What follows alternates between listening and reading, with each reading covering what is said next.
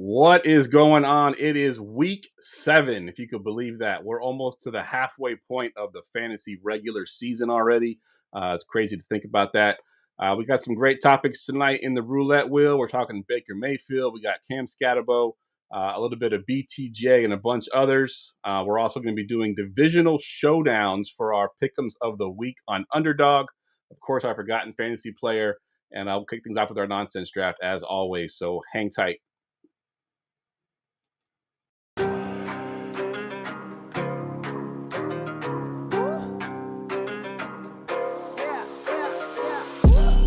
Going for 2, kickers are extra, I give them the boot. Ooh, going for 2, sit back, relax while I grab me a brew. Ooh, now I'm reclining while putting my time and I'm ready to go.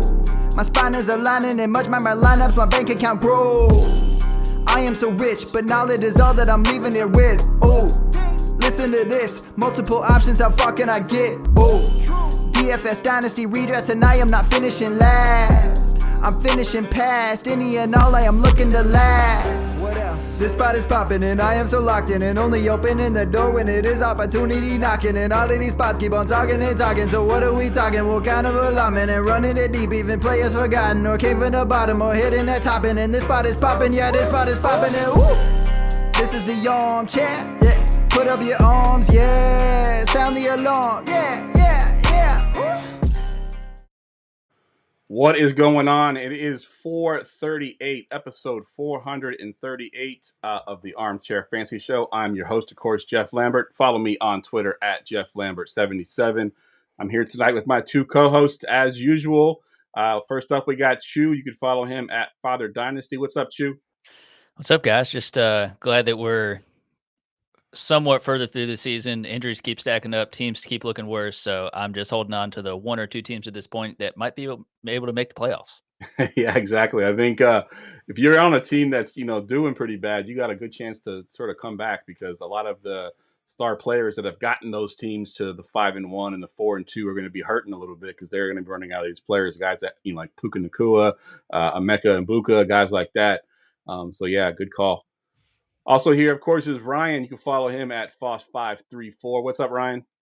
Not much, man. Kind of like him. We have like an idea what's going on in the season at this point. We're through a quarter of it. It's exciting stuff. Yeah. We got any undefeateds left, guys? I do not. No undefeateds for me. I think my best one, I believe, is 5-1 right now. Same. I have a couple that I started off like really bad that I've now won like 3 or 4 in a row, but Nice. those ones I started off a little slow, so didn't get to that 5-0. What about you, Ryan? You got any 5 or 6-0 teams? I have a 6-0 and a weird 12-0. Yeah, you got the median scoring. Yes. I love that team, and I have to make very hard decisions with benching good players on it. I did a very bold strategy, and it worked. Hey, that's good. Sometimes, though, having the teams that are so good, it pisses you off because then you leave the one guy on the bench that goes off that week because you got too many hard decisions to make. I had to bench T. Higgins last week, and it felt so wrong. Yeah. I was like debating between him and A.J. Brown, and neither felt right to bench. Yeah, that's tough. All right, guys, as always, you can follow us on the Going for Two Live Network on YouTube. We're on all major podcast networks, and you can find all of our links over at goingfor2.com. Are you tired of long, boring drafts? Well, try FastDraft. It's the quickest way to draft. You get cash in under 5 minutes. Perfect for lunch breaks or waiting in the coffee line. Use promo code GF2 and get 100% deposit match up to $50. Double your cash, double the action. Head to fastdraft.com. Sign up and start winning today. Attention, everyone. Let's mock draft. All right. Ryan made fun of my mock draft last week because it was way too simple. So I decided to come up with a little bit better one this week, a little bit more thought put into it. Tonight we're drafting fictional characters. We're just going through the alphabet. Yeah. We're doing Z tonight, guys. We're doing Z. Things to start with Z. No, but fictional characters that would make the worst coworkers. And Chew, tonight you got the 101. So I could go a lot of different ways, and I feel like I'll pick some low-hanging fruit here, and I have to go Bill Lumberg I think that's one where I know that's more of a boss. So I think the implication here is maybe not working for, but working with. But either way, I feel like Bill Umberg would just get on my nerves nonstop. And if he's trying to climb the corporate ladder and stay above me, I do not want to be dealing with TPS reports and all the nonsense he's going to be asking me to do. Fair. Good point. Good point. Ryan, you got the 102 here. So I was thinking the same thing, like the boss realm, and I went with Michael Scott. Nice. I know on the outside he's that fun, easygoing boss, but could you imagine trying to get work done in a sales role where commissions on the line, where he's consistently doing buffoonery? It would be frustrating beyond belief in my personal hell. For sure. For sure.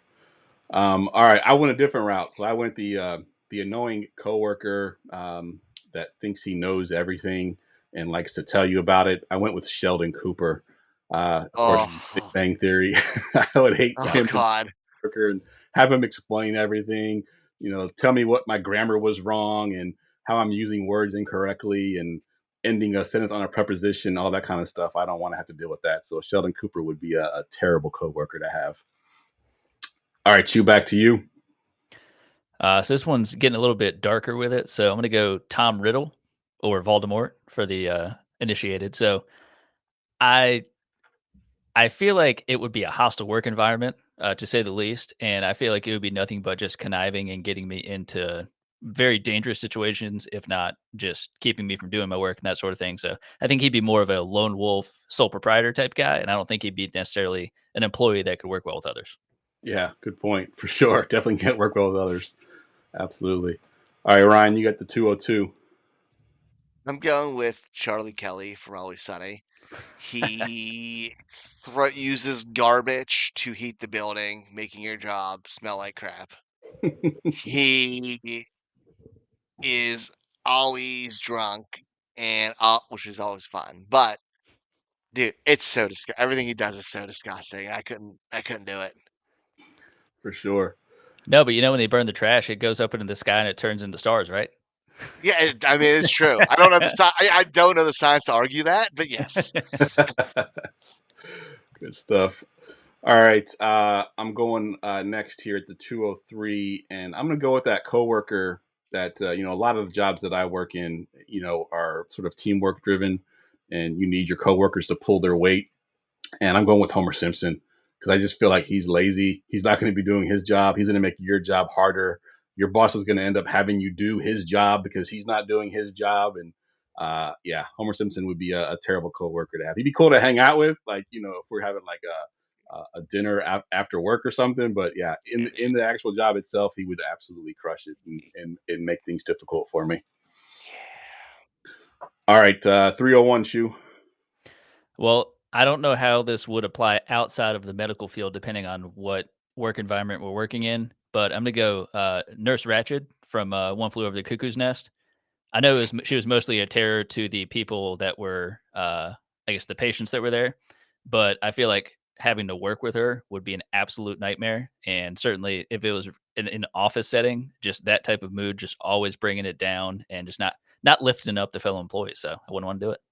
Yeah, for sure. For sure. All right, Ryan, you got your last pick here. What you got?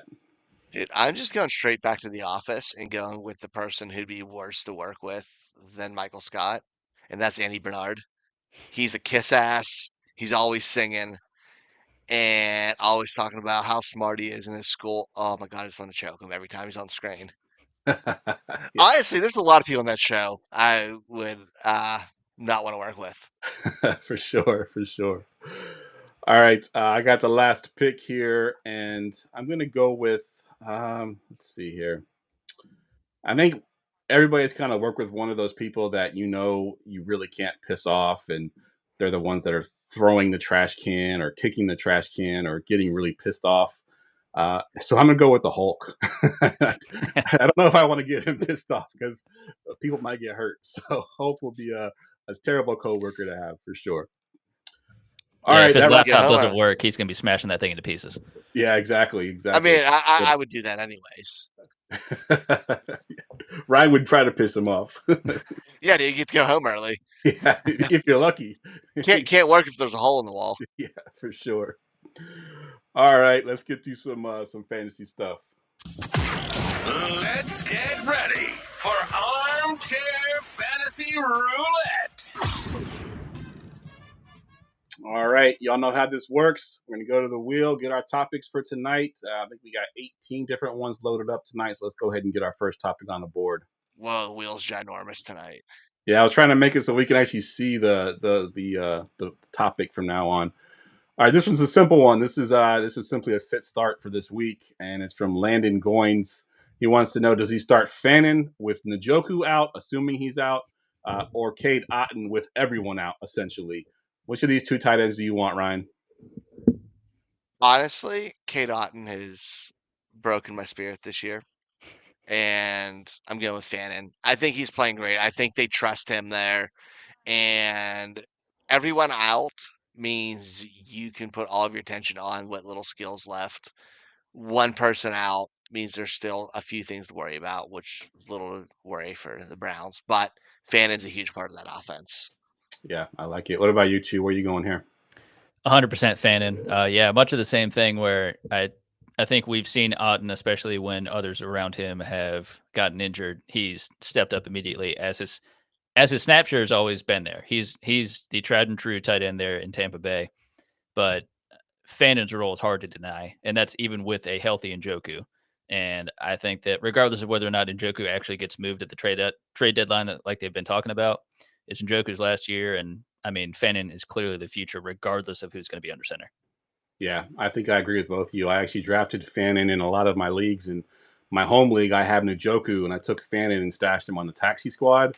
After about week 3, I untaxi squatted him, and I've been starting Fannin over Njoku already. So yeah, I think if Njoku is out, it's wheels up for Fannin. He's getting a ton of targets, and Dylan Gabriel is not exactly throwing the ball down the field, so it's going to be even more of the same this week, I think. All right, let's get our next topic on the board. Oops, I didn't hit remove, and that's the same exact one. Let's try that again. I changed to Otton now. Yeah. All right, this one is from JJ Zacharyson, and he's just talking about the Falcons' defense, which we don't talk defense really on the podcast, but I want to talk about it in the sense of fantasy. So adjusted fantasy points allowed, they are third toughest on quarterbacks, second toughest on running backs, third toughest on wide receivers, and first toughest on the tight end position. Now, I know in season long, we don't worry too much about this with our studs. You know, it's more of a DFS thing. But is this something that you look at all, Ryan, when you're thinking about starting a player that might be on the fence as far as who they're playing as far as defense? On the fence, yes, but I think part of that also is their game plan and who they're facing. Like, they straight play ball control football, which leads to all these numbers being lower because there's less opportunity for the players. Guys who are still focal points of the offense are still going to produce. Players who are still big play dependent are still going to produce. If it's somebody really good, I'm still not making a difference. If it's like a flex spot tweener, yeah, absolutely. But a lot of points, it's going to be more against the guys who we're more worried about. Like, I'm not putting that much into it. What about you, Chu? How do you feel about looking at the defense that your matchups are? And for the record, they're playing the Niners this week. I always look at it just for the sake of, I think if you're looking at the extremes, there's been plenty of times too where, you go against a good defense and simply because of game script or game flow or how things just kind of fall, it ends up working in the exact opposite way that you would expect. You look at the matchup and you see it's 1 out of 5 stars and they go have a career game and you're just as confused as to what you're supposed to do. But I look at that and I look at the situation of, especially with the 49ers, like they're without Nick Bosa. This will now be their first full game without Fred Warner. There's other things at play, and especially if you think about how they've recently been doing defense wise, and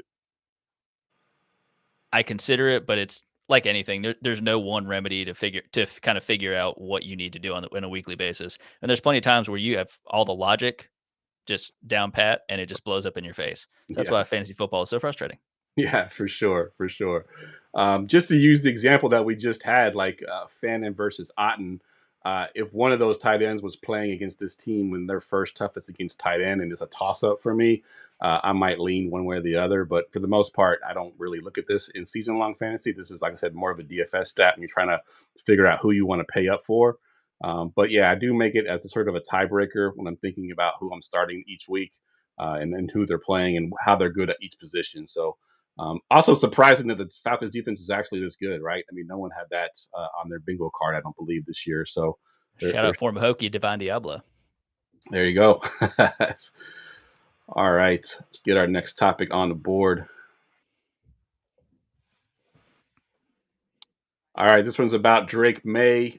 Patriots Drake May leads the NFL in completions percentage on throws 20 plus air yards at a staggering 71.4%. For reference, the league average is 40%, so he is way, way above that mark.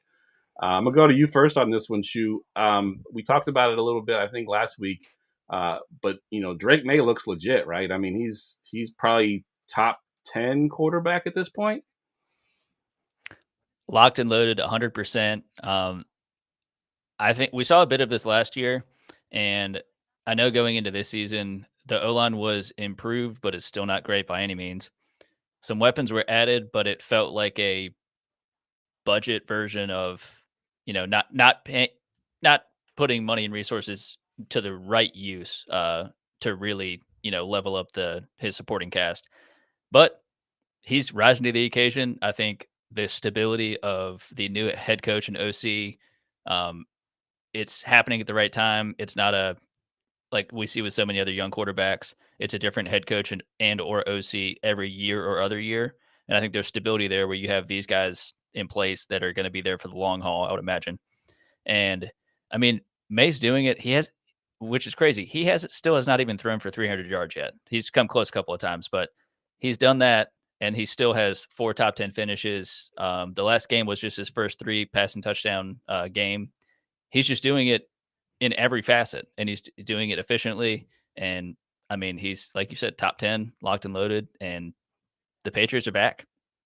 Yeah, it's crazy. And to think that he's doing this, this going back to the completion percentage on throws 20 plus air yards down the field. Usually you see that with teams that have a good run game and they have that play action, and they don't have a great run game. So, I mean, the fact that he's still being able to do this without a run game is pretty impressive. What about you, Ryan? How do you fall with Drake May here? I was in on him before the season. Still on him now. The completion percentage is insane, but he adds a little bit with his wheels. He's doing it with Stephon Diggs, who we thought was dead, as his wide receiver one. From just this season, he's locked and loaded every week. But just think of what it's going to be in the future in Dynasty once he adds a legit wide receiver one or some real weapons who aren't Kayshon Boutte. Yeah, for sure. For sure. Yeah, I think Stephon Diggs had the DFS community buying into him this past weekend, and Drake May said, you know what? This year it's going to be Boutte and Demario Davis or whatever his name is getting all the targets this week, and he still has managed to finish as a top 10 quarterback. All right, let's get our next topic here. All right, we got another sit-start question from Anthony Hernandez. This one is from Facebook. He's asking in a flex position, Mason Taylor with no Garrett Wilson, assuming he's out, or Woody Marks for flex, and it is full PPR, but no tight end premium. What are your thoughts here, Chew? I love me some Mason Taylor. I know he got his cool-off game against the Broncos, but I think he was coming in strong the 2 games before that, certainly with the 12-target game, I think, before their Broncos game.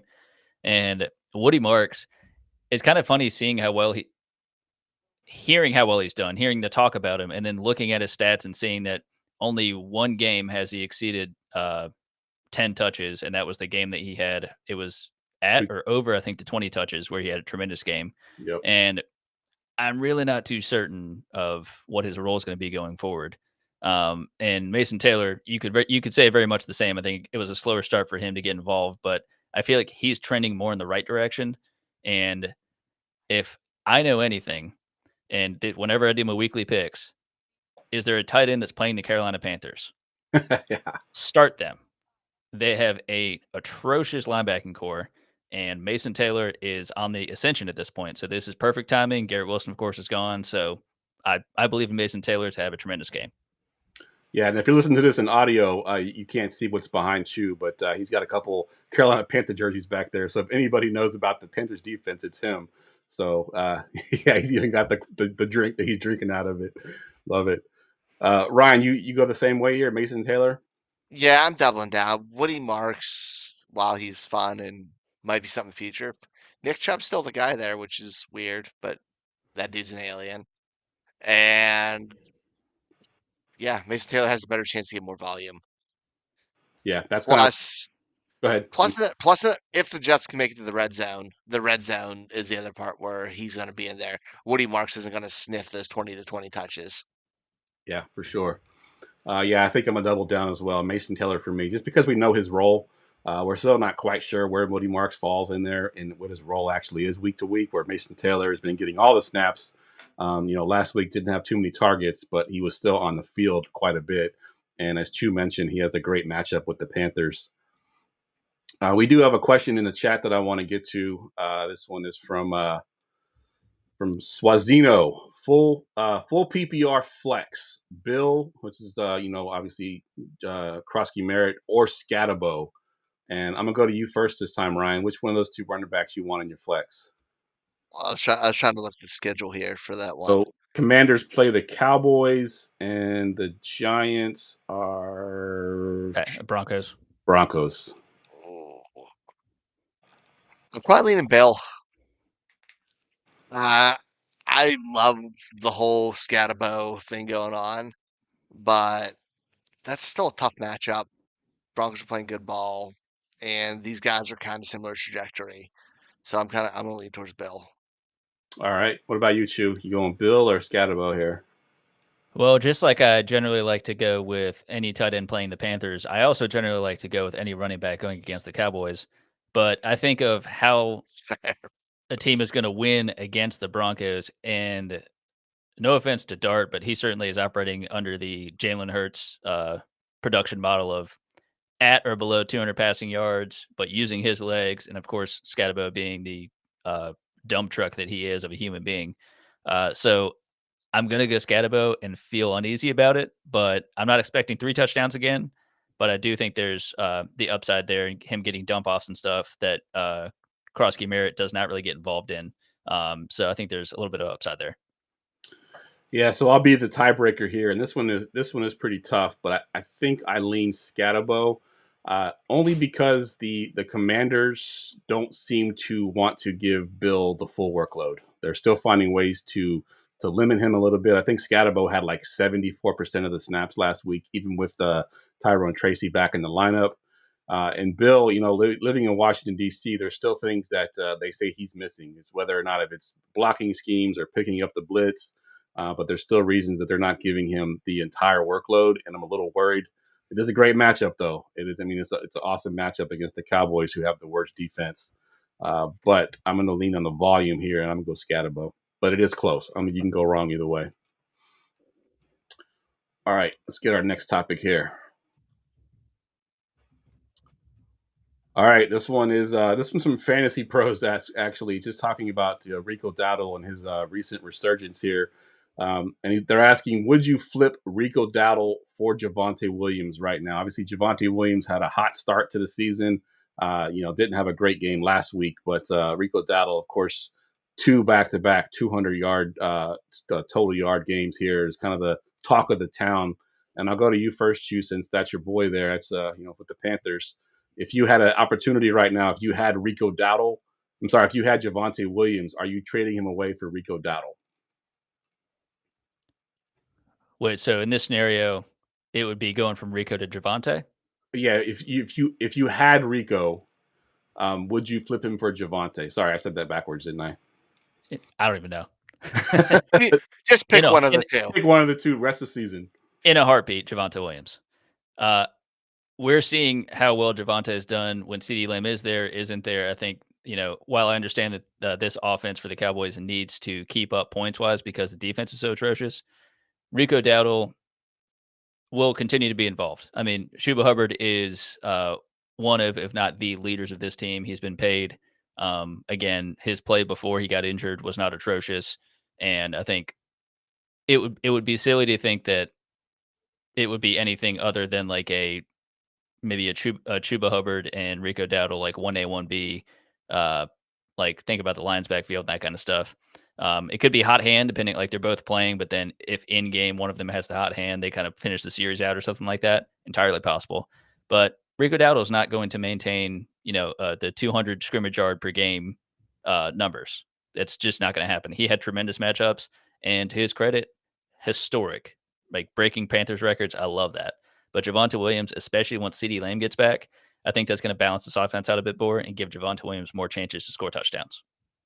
Yeah, that's kind of what the question was I posed as is like, is Rico Dowdle more of a flash in the pan, and would you trade him for the more consistent Javonte Williams? And I think it's somewhere in between. I think Rico Dowdle is going to have a role.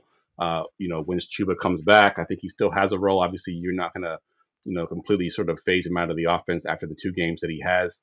But Javonte Williams is playing in the better offense overall, and then CeeDee Lamb comes back, they get even better. So I think I would take Javonte Williams in this scenario. What about you, Ryan?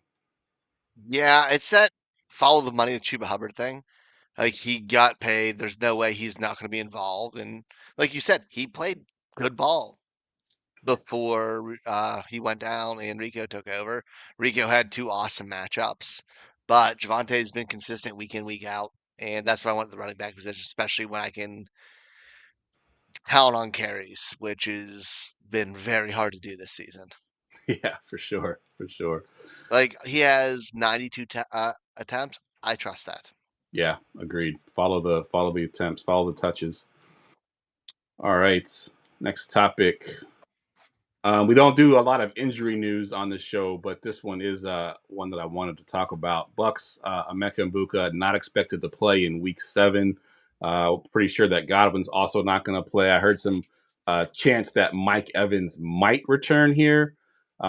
But my question really is just in general with this offense here and these guys to continue to produce. You've got a couple rookies, or I guess a rookie and a second-year player in Tez Johnson and Cam Johnson, who I didn't even know what was a player until he caught a long touchdown. I'm going to go to you first on this one, Shu. Is there anybody, let's say Mbuka's out, let's say Mike Evans is out, is there anybody in this offense you're interested in with Baker playing at an MVP level right now?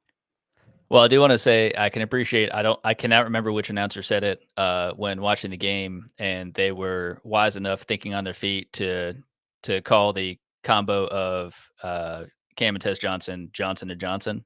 Hopefully, they don't get in trouble for that. But I think it's kind of a coin flip. But I do think that Tez Johnson has a bit of the upside. Again, it's really only because this week there's only the 2 teams on bye.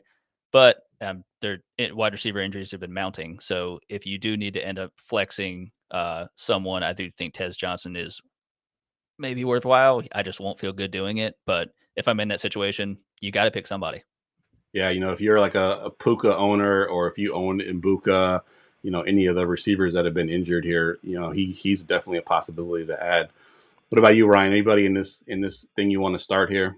Not really, but probably Tez just because of the big play capability. I think it's a good best ball opportunity this year, or DFS opportunity for picking the right wide receiver, maybe building some wide receivers around the ancillary parts here who are going to be playing. But if in regular fantasy, I don't want to start anybody here. Yeah, it's tough for sure. And just talking about the DFS side of things and the fact that there's 2 Johnsons, I actually started Tez Johnson in a bunch of lineups last week, hoping he'd have the big play. And of course, I see the little blurb on my screen that Johnson just caught this long touchdown. I think, oh, it's Tez, and I go click on it, and it wasn't, and I was pissed. Oh Luckily, no. luckily Tez got one later on in the game, so it ended up working out okay. But at that point, I was like, really? They got 2 Johnsons on the team, and it's not the one that caught the long touchdown pass?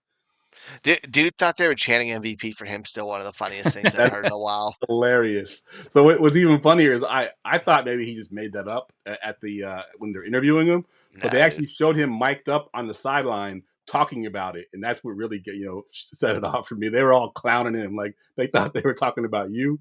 Yeah, dude, it was so funny. For sure. All right, let's get our next topic here.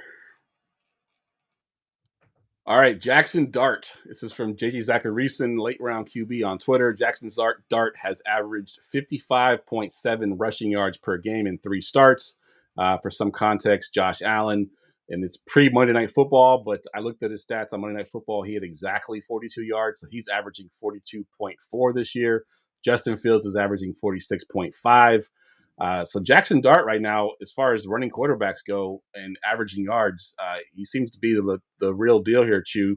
What are your thoughts on Dart? I know we always talk about running quarterbacks and sort of the cheat code, the scenario where they get the rushing yards. Can Jackson Dart continue this, you think? I do think that he can. I know it can be for the rushing quarterbacks. Now we always look at it as like, well, that's the floor that allows him to get, if he gets the 30 to 50 yards, the hope is that he can be maybe used in the red zone for a sneak or two and get a touchdown. But again, he's very much being used in the Jalen Hurts type of way. He doesn't need to be passing for 300 plus yards. He doesn't need to be a Baker Mayfield. He doesn't need to be a Joe Burrow, Patrick Mahomes, even though Mahomes is being a little more mobile this year. And you can tell, I can kind of appreciate that the coaching staff, you can see how Daboll loves this guy. He loves that this is his quarterback. He's the starter, and he's not afraid to put him in whatever situation he needs to, whether it be a designed rush or letting him know if you need to, you can. And the full faith in him to run this offense, even without Malik Neighbors. They might make a move at the deadline. I heard they might get Juwan Jennings. But regardless, I trust Dart to run this team, and whether it be for redraft this season or for dynasty moving forward, he's another at worst top 15 quarterback. Yeah. How do you feel, Ryan, about Jackson Dart?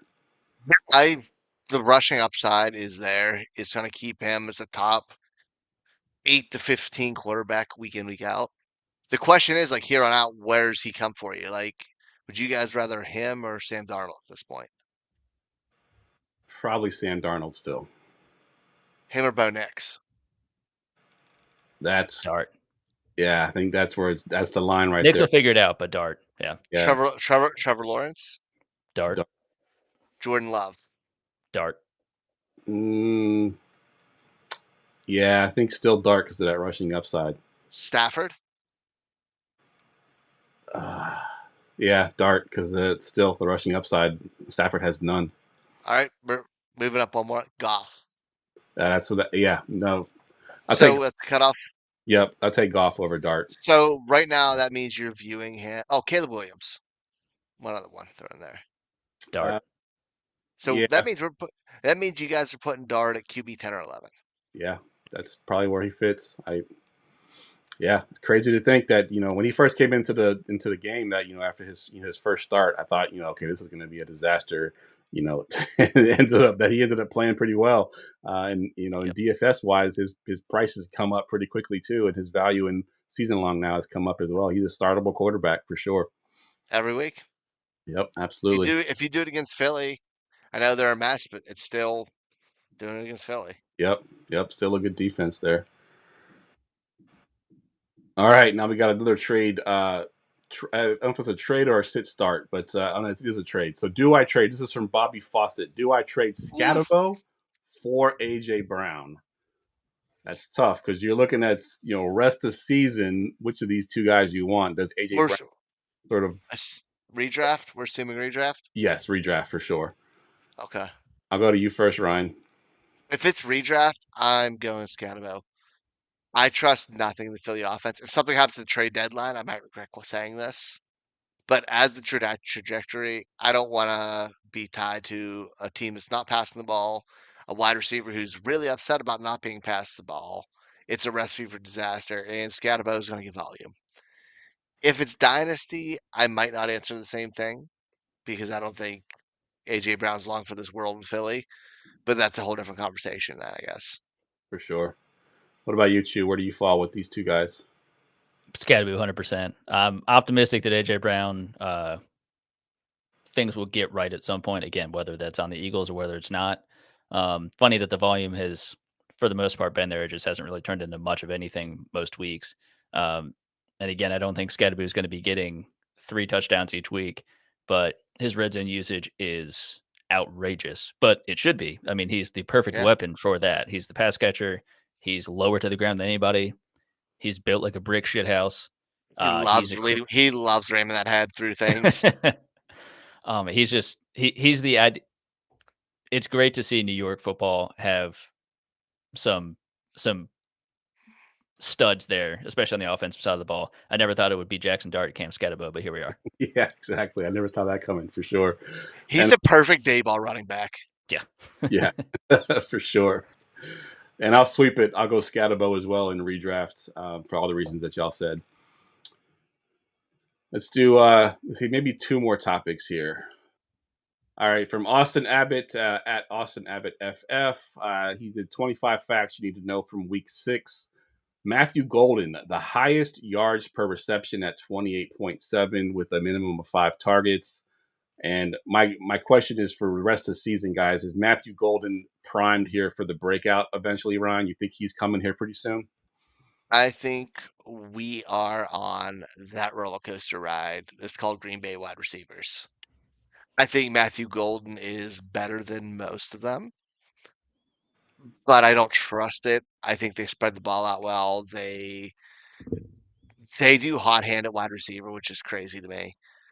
I don't trust anything there, and I don't love how Love is playing as much. There's a lot of questions there for me, and I'm not viewing him as a top 24 receiver yet. Fair enough. What about you, Chew? Yeah, I mean, I was kind of confused when he was the one that they drafted in the first place. I feel like everything you were hearing in the offseason was, you don't have a number one. Then they drafted Matthew Golden. I'm like, you don't have a number one. Yeah, I know, his athletic upside, his speed and everything. And I think he does offer an intriguing skill set to that offense. But the ball, yeah, like everything Ryan said, the ball's spread around. I do think Golden can have a better second half, as I think there was a lot of fluky stuff that happened in the first couple of games there where it was, oh, if he got this one, then he could have kept going. I think if he, gets the train rolling and gets a couple of catches, he can get that yak. He's got the speed. I think in all but one game, he's gotten at least a rushing attempt and has had a couple in other games. So I can see some gimmicky stuff like that where you get the ball in his hands and just being a playmaker. He has that upside, but still doesn't have a touchdown yet. So I think it's to try and consistently start him and be frustrated all but 1 week that he actually gets 1 or 2 touchdowns. It's going to be infuriating. So yeah, I think he's at least outside top 24, probably more of a back end wide receiver 3, maybe mid, but it's not great.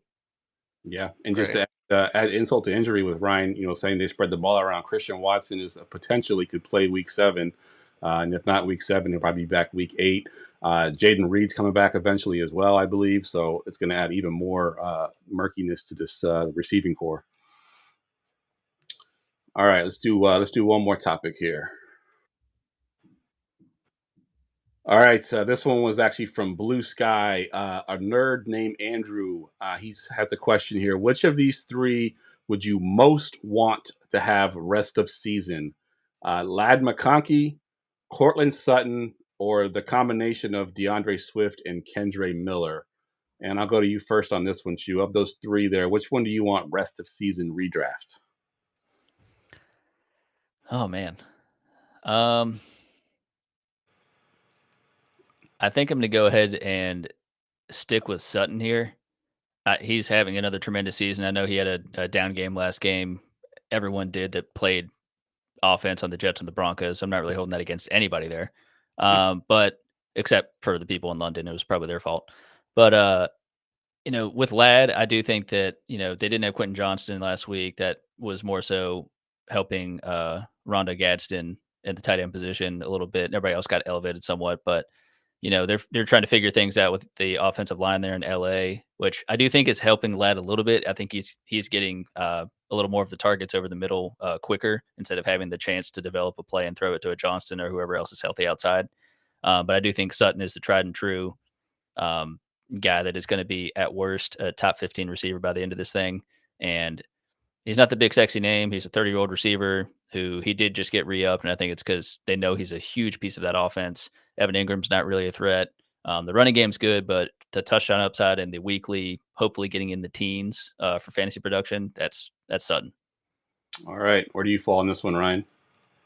So I'm torn. I love Sutton. He was one of my dudes all off season. I probably lean towards him now, but I want to say that package of Swift and Kendrick Miller. I know the world hates DeAndre Swift, but DeAndre Swift has had a top 24 finish every week but week 1.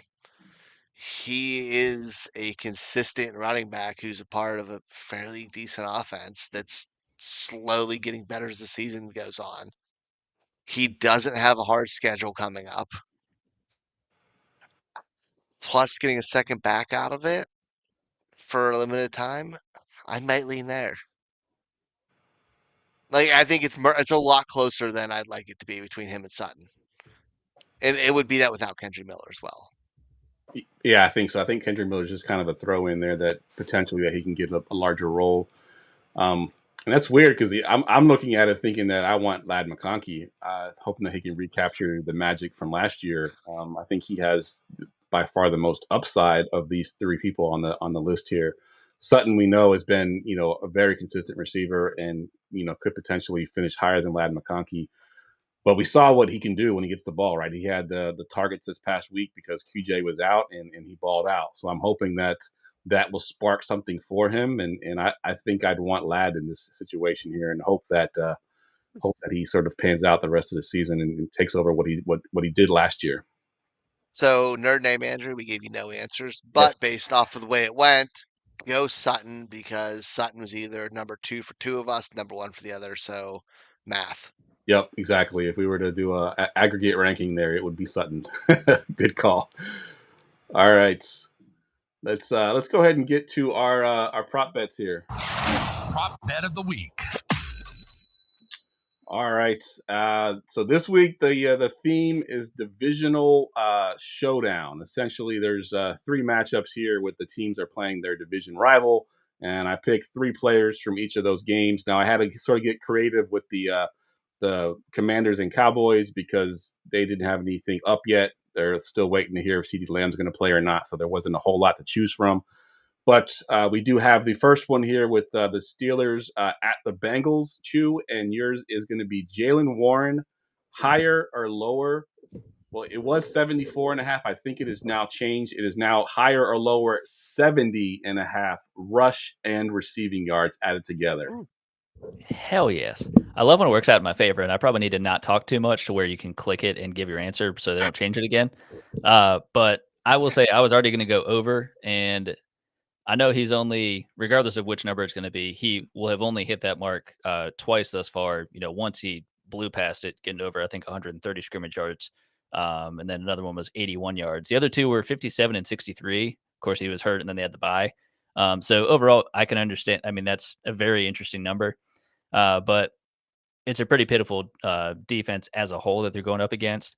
And I do think Gainwell has been involved, especially from the passing side, but this is mostly Warren's kind of 1A role in this offense. And he has been getting some targets, and this team is pretty woeful against the running back at all, but also the receiving running backs. So I know that they have mostly been accustomed to going up against the likes of, I think it's been Josh Jacobs and the Jahmyr Gibbs and those kinds of guys. So I'm not saying that Jaylen Warren is any of those guys, but I do think he can get over 70 and a half yards. So going over. Yeah, and I like that it's rush and receiving yards because that is kind of game script proof. If they get up big for whatever reason, he's going to be running the ball. If they're down for whatever reason, he's going to be catching the ball. So I think having both of those there does help him. So yeah, I like the 70.5 as well. All right, Ryan, yours is a little interesting as well because there wasn't a bunch of things to choose from. But in the Raiders and Chiefs, we're going Geno Smith, higher or lower than a half of interception. So basically, does he throw a pick? I can't believe this is only a half an interception. Yes, over. He has freaking 10 on the season. The Chiefs have a good defense. There's nothing even to say. It's smashed over. If it was 1.5, I'd still go over. Yeah, that was one that was kind of a layup for me too because I'm looking at like, okay, he's thrown 8 interception every game except for one, and the one game was in Washington. And he's got 2 games with 3 interceptions. I mean, it's pretty much a slam dunk at this point. I think he throws an interception for sure. And playing against the Chiefs, he's going to have to throw to keep up with them. So it means he's going to be throwing even more. So more chances for him to throw it. Yeah, I appreciate the easy one. Yeah. I do. I feel like I got a hard one last week. I feel like I got an easy one here, so thank you. Yeah, and just to go on the last, I forgot to mention at the top there that we actually did hit ours last week thanks to a void. I think they voided out the Emeka and Buka's leg, so we hit the other 2. We just made it on the Genti. I think he had 75 yards, and the line was 75 and a half. So we made it by half. Good thing it went up. Yeah. Yeah, exactly. So we did hit last week. All right, last one here for me, and this is the one that I had very limited options because the game, we don't know if CeeDee Lamb is going to play, so they haven't released a lot of stuff yet.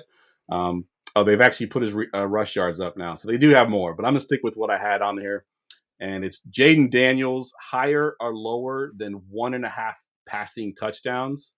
And I think I'm going higher on this because the Cowboys right now are in a weird situation where they are the number 1 offense in the NFL, and they're the dead last defense in the NFL. So they're going to put up points, and then they're not going to be able to stop Jaden Daniels' offense.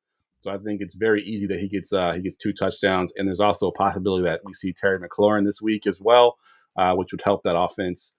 So we're going to go higher on 1.5 pass touchdowns from Jaden Daniels. All right, we'll recap it. We are going higher than 70.5 rush and receiving yards for Jaylen Warren. We are going higher Geno Smith for a half an interception or more, which is a slam dunk. I think there's no chance that he doesn't not hit that line. And then Jaden Daniels higher than 1.5 passing touchdowns. We'll drop our $5 on that. That's going to win us $21 if we win. Let's hope we can get a little win streak going on here. And there you have it. That's how you play. That's as simple as that, guys. With Underdog Pick'em, sign up using our promo code GF2. You can get up to $1,000 in bonus bucks. It's that easy. You just saw how easy it was to put them together. The interface is really simple. I know sometimes on DraftKings or FanDuel it gets overwhelming with the different amount of things you can choose from. Underdog makes it simple. So go use that promo code GF2 and start winning some money. All right, it is time for the Forgotten Fantasy Player. Get ready for GoingFor2.com's Forgotten Fantasy Player of the Week.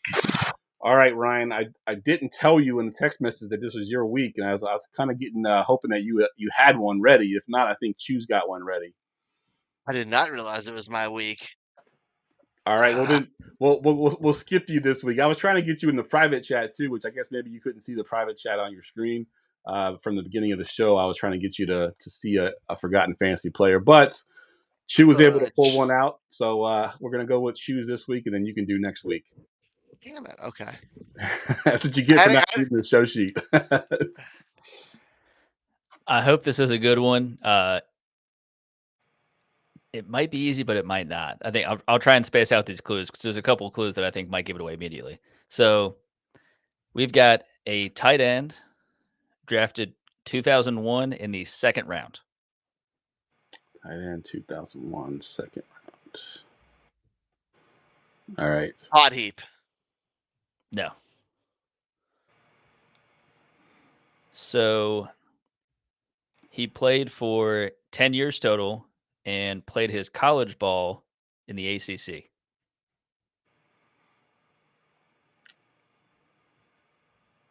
That's not going to help me, Ryan. I hope that helps you. If you ask me, I forgot this guy went there, so I don't. Yeah. Okay. Yeah.